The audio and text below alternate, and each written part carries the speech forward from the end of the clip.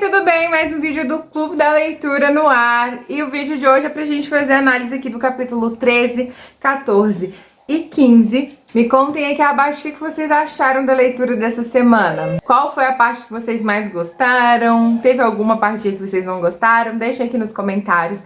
Anotem aí pra semana que vem, 16, 17 e capítulo 18. E se você tem vontade de começar, continuar, adquirir os seus livros da saga de Outlander, eu sempre deixo aqui no box de descrição um link onde vocês conseguem comprar o livro de vocês com um precinho bem bacana, com um desconto muito bom e ainda de quebra me ajudar a ganhar uma comissão.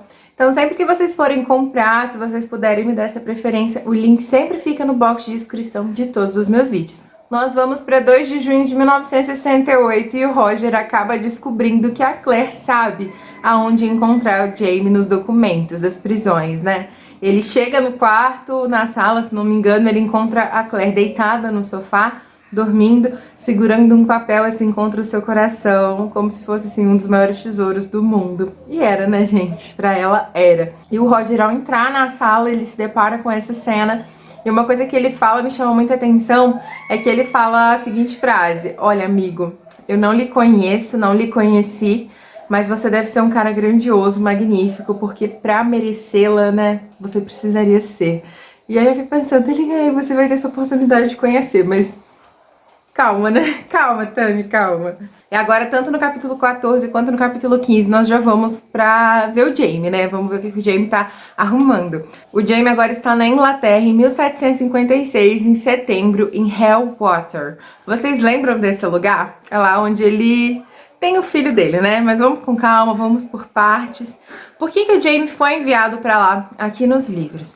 Bom, acontece que a prisão estava em reforma, e os presos estavam ajudando nessa reforma, mas parece que já estava quase concluído, então os presos não seriam mais úteis ali naquele local. Eu não sei muito bem se a prisão seria alguma outra nova coisa, ou se eles iriam receber novos prisioneiros. Eu só sei que aqueles prisioneiros que estavam ali não eram mais úteis, então eles seriam enviados todos para a América para trabalharem como escravos. Logicamente que eles não estavam sendo enviados para trabalhar como escravos, eles estavam com um contrato de 7 anos de trabalho, mas como todos sabiam ali, o trabalho que eles exerceriam na América seria um trabalho escravo.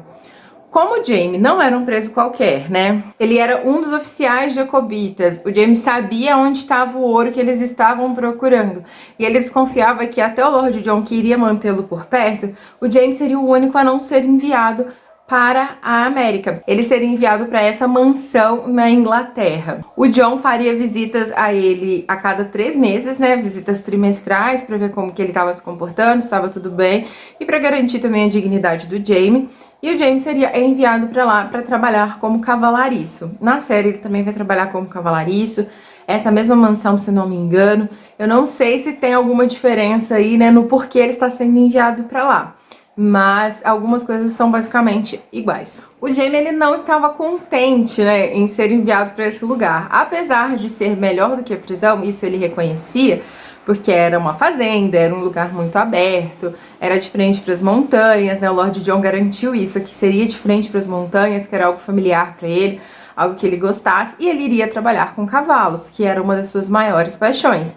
Então era melhor que a prisão? Com certeza era melhor do que a prisão, mas ainda assim era uma prisão. Dava essa falsa sensação de liberdade, né? Você não é mais um prisioneiro, você não tá mais preso, mas ele também não era livre, porque ele não poderia sair ali, né, do perímetro da fazenda, ele não poderia sair ali do perímetro da mansão.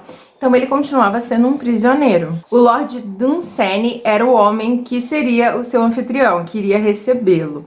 Esse homem, ele tinha 2 filhas, a Isabel e a Geneva, e ele também tinha um filho, o Gordon, que morreu na Batalha de Prestopens, na época de Culloden. Então ele não gostava dos jacobitas, e o Lord John sugeriu que o Jamie se apresentasse com outro nome, né? Porque assim que ele falasse que ele era Jamie Fraser, ele associaria ele com o Jamie Ruivo, né? Lá dos Jacobitas, da Batalha de Culloden.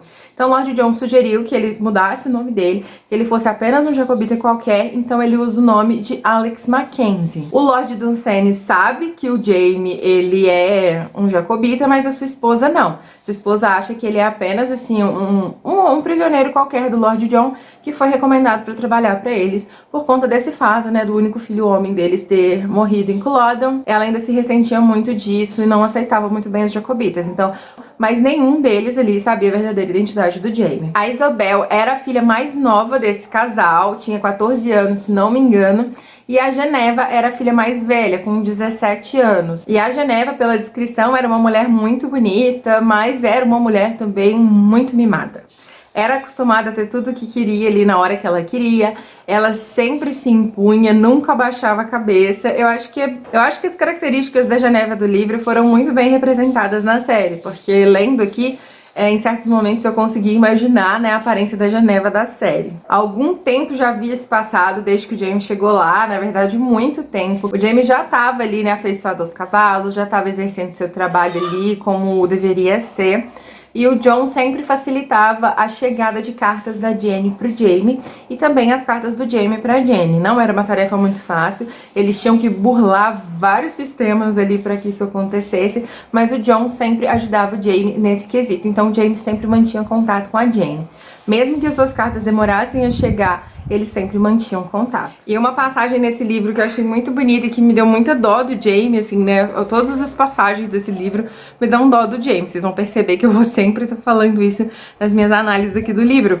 Mas me deu muita dó dele, é que toda noite ele faz uma oração, né? Toda noite, toda manhã, ele apresenta a Deus sua irmã, seus sobrinhos, mas a primeira pessoa que ele lembra pela manhã e pela noite é sempre a Clary, a criança. Ele sempre pede que Deus aguarde e proteja, que ela esteja bem. E assim, como eu disse pra vocês, já havia bastante tempo que o Jaime já tava trabalhando ali. Então ele tinha meio que um relacionamento de trabalho ali com as garotas, tanto com a Isobel, quanto com a Geneva, né? Com as pessoas da casa. Afinal de contas, ele era cavalariço, grande parte dos moradores da casa montavam, e ele ressalta aqui que a Geneva era, assim, uma ótima amazona, e que era notório que ela tinha ali uma paixonite pelo Jaime, porque desde que ele chegou lá, ela não escolhia nenhum outro cavalariço, só ele que era escolhido para acompanhá-la nas suas cavalgadas. Ele fala que a mulher era tão assim, tão tinhosa, que ninguém queria acompanhá-la. Nenhum dos cavalaristas queria acompanhá-la. Eles sempre ficavam assim, ai, será que você hoje? Será que você vai ser o escolhido hoje? Não, tomara que seja você, porque eu não quero acompanhá-la. E desde que o Jaime chegou, isso não existia mais, porque ela só escolhia o Jaime. E aí, numa dessas, né, ela chega pro Jaime e fala assim, você tá sabendo que eu vou me casar? Pois é, eu vou me casar com o Conde de Ellesmere. Ele é um homem velho, já tá assim, ó, quase capengando já tá quase na sua sepultura, e eu não acho certo que eu entregue a minha virgindade pra ele. Isso não tem cabimento nenhum. Então você vai lá pro meu quarto, você vai se deitar comigo, porque apesar de você ser mais velho que eu, porque o Jaime fala, eu tenho o dobro da sua idade, mas você ainda não está à beira da sua sepultura, então você é melhor do que aquele homem lá. E como ela força o Jaime a fazer isso? Porque o Jaime não quer fazer isso. Ela intercepta uma dessas cartas que estavam chegando pro Jaime, ela lê o conteúdo dessa carta e ela ameaça o Jaime com o conteúdo dessa carta. Inclusive, ela descobre o verdadeiro nome dele. E ela fala, não, mas se você não se deitar comigo, eu vou revelar seu segredo, meu amigo. Eu vou entregar isso aqui pro meu pai, o que você acha que ele vai pensar na hora que ele lê isso daqui, né? O que você acha que ele vai fazer? E aí, sob a ameaça da Geneva, o Jaime acaba, sim, concordando em se deitar com ela. Mas o Jaime ainda frisa muito bem pra ela a seguinte informação. Escolha um dia seguro, né? Um dia posterior ao dia da sua menstruação, porque é menos provável que você vai engravidar. O Jaime frisa muito bem essa informação pra ela, mas parece assim, né? Eu não sei. Não sei, se não fica claro no livro se ela fez de propósito, né? Se ela não seguiu esse conselho dele, escolheu um dia seguro, ou se realmente foi assim, algo que aconteceu. Vamos falar aqui um pouquinho da noite dos dois, né? Como que foi essa noite dos dois. O Jaime, ele chega lá no escondido, claro, obviamente, né? No quarto dela, assim, na série também é assim, se não me engano. E uma coisa aqui que pra mim ficou mais claro aqui nos livros foi a inocência da Geneva. Era a primeira vez da Geneva, ela nunca tinha estado com um homem a sós, foi a primeira vez dela, mas a Geneva da série me mostrou um pouco mais sabida das coisas do que a daqui do livro. Na Geneva dos livros eu senti essa inocência mais aflorada, sabe? Eu consegui enxergá-la mais como uma adolescente que estava realmente descobrindo as coisas ali do que na série. Eu não sei se pelo fato da atriz que escolheram na série ser um pouco mais velha, né? Não sei se foi devido a esse fato, mas aqui nos livros eu consegui perceber muito mais a inocência ali, né, as descobertas que ela estava tendo naquela noite. O Jamie, como sempre, né, ali no início foi bem gentil com ela, fez questão de explicar as coisas pra ela, né, de ressaltar o quanto ela era bonita. Apesar de não querer estar ali, gente, assim como ele menciona pra nós, já havia 3 anos que ele não tocava numa mulher. Então, a mente dele não queria, a consciência dele não queria, mas o corpo dele sim, queria muito aquilo. Então, apesar disso tudo, ele estava sendo carinhoso, cuidadoso com ela, até onde ele podia. E eu vou confessar pra vocês que eu achei um pouco estranho ver o Jamie com outra mulher ali, né? Essa intimidade dele com outra mulher. Porque a primeira mulher com quem ele se deitou ali, né, depois da Claire, a gente não teve tantos detalhes como aqui ele e a Geneva. Ele e a Geneva é muito mais detalhado, né, muito mais íntimo, a gente consegue perceber muito mais coisas, muito mais detalhes. Então foi estranho pra mim vê-lo com outra mulher, a não ser a Claire. Mas assim que começa, gente, a gente consegue perceber que não é igual, não tem comparação, não é a mesma coisa. Assim como ele descreve aqui pra nós, ele nunca havia se deitado com nenhuma outra mulher, que ele não tivesse o mínimo laço de amor, né? Foi a primeira vez que era só sexo mesmo, era só o desejo que ele tinha mesmo por ela, era só por conta daquela chantagem. Foi a primeira vez que isso aconteceu. Então a gente consegue perceber que é completamente diferente, que assim, não tem nada a ver com ele, com a Claire. Então logo essa estranheza, esse meu ciúminho passa. Passou bem rápido. E com vocês? Como foi pra vocês ler esse trecho do livro? Comenta aqui abaixo. E alguns meses se passaram, a Geneva já se casou, inclusive ela estava grávida, e o Jamie não recebeu essa notícia da gravidez dela, assim, né, com muita alegria, porque o Jamie ficava com aquele pé atrás. Será que esse filho pode ser meu? O Jamie, ele tinha esse medo. Mas ao mesmo tempo ele ficava pensando, não, eu só me deitei com ela 3 dias antes do casamento dela, então esse filho pode ser sim do marido dela. Mas eles foram chamados às pressas, a família da Geneva foi chamada às pressas para que eles fossem até a casa dela, que era lá em Ellesmere. O bebê estava previsto para janeiro, era janeiro, então o Jamie logo imaginou que poderia ser alguma coisa com o bebê. E quando eles chegam lá, o bebê já havia nascido, estava bem, mas a Geneva não estava bem. Na verdade, a Geneva já estava morta. Ela morreu depois do parto da criança, na verdade. As empregadas contam pro Jamie, pro outro cavalariço que tá junto com ele, que no começo o casamento dos dois era mil maravilhas, tudo que ela queria o conde fazia pra ela, mas quando ele percebeu que ela tava grávida, tudo isso mudou. Ou seja, provavelmente os dois não se deitaram, né, e ele sabia, ele tinha certeza que esse bebê não era dele. Mas mesmo assim, o conde queria ficar com o bebê, porque, segundo ele, mesmo que fosse um bastardo, era o único herdeiro que ele tinha, então ele queria ficar com esse bebê.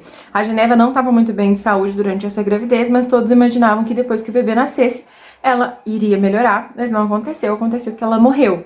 E aí o pai da Geneva e o marido da Geneva entram numa disputa ali, querendo ficar com o bebê, porque a Geneva não era bem tratada pelo seu marido, o pai dela sabia disso e ele imaginou que o neto também não seria bem tratado. Então ele queria levar o neto com ele a todo custo, e o conde queria ficar com o bebê. E eles entram nessa disputa até que o conde ameaça a vida do bebê. Olha, se ele não vai ficar comigo, ele não vai ficar com vocês também, né? Ele tá num alto, assim, num lugar alto, e ele ameaça jogar o bebê lá de cima. E aí, naquele impulso, né, o Jamie, ele vai e atira no conde, que acaba morrendo, e o Jamie acaba pegando o bebê naquele impulso de pai, né, gente? Não me engano, o Jamie ainda não tinha visto o bebê de perto, assim, né? Não sabia que o bebê era realmente dele, mas ele sentia isso no coração dele. E nesse momento ele tem esse ato de salvar a vida do bebê.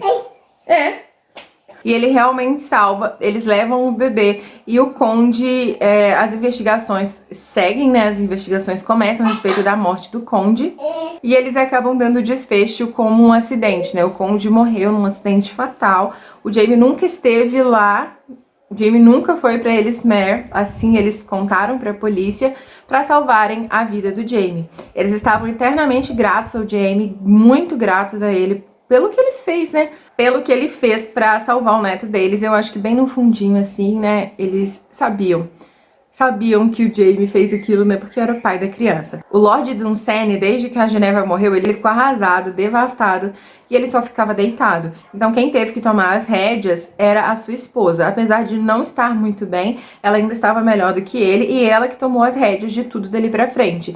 E ela, gente, ela tava tão grata, não só ela, né? Eles estavam tão gratos ao Jaime que ofereceram a liberdade pra ele, né? Ofereceram para que ele voltasse para a Escócia e fosse realmente, de fato, um homem livre. E isso pesou muito pro Jaime, gente. O Jaime ficou imaginando como seria retornar para casa, como seria, né, chegar, encontrar sua irmã, estar entre pessoas queridas novamente na sua terra. Mas aí ele ficou pensando no bebê tão pequenininho, que nesse momento ele já tinha encontrado com o bebê de perto, ele já tinha visto o bebê de perto, se não me engano ele tinha segurado o bebê. E ele ficou imaginando tão pequenininho, sabe? Graças a Deus ele não é ruivo, e o menininho era loiro ainda. Então, assim, não entregava tão, assim, que era filho dele ainda, né? E aí ele ficou pensando, tão pequenininho, meu Deus, não, eu não vou. Eu não vou, eu prefiro ficar aqui no momento. E ela fala, tudo bem, você pode fazer o que você quiser. E quando você quiser retornar para sua casa, é só você falar comigo. E detalhe, nesse momento aqui, ela já sabia a identidade do Jaime, a mãe da Geneva já sabia a identidade do Jaime, o pai dela já tinha contado toda a história sobre o cavalarício Alex Mackenzie, né?